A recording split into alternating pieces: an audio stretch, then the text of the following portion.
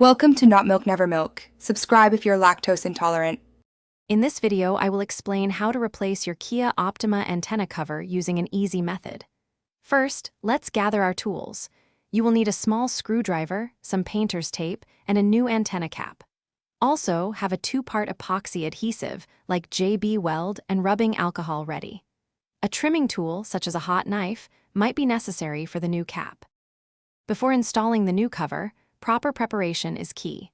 Begin by thoroughly cleaning the existing antenna base with rubbing alcohol to ensure a strong bond.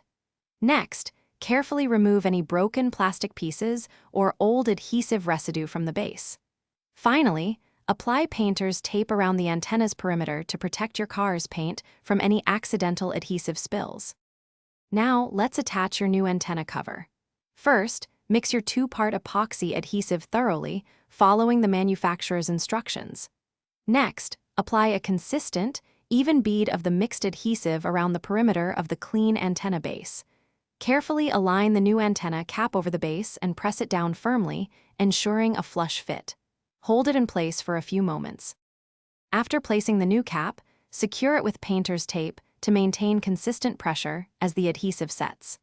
Promptly wipe away any excess adhesive that may have squeezed out using a clean cloth. It is crucial to allow the epoxy to cure completely, which typically takes at least 24 hours. Avoid washing your car or exposing it to rain during this critical curing period. Thanks for watching. If this was helpful, leave a like and consider subscribing. See you next time.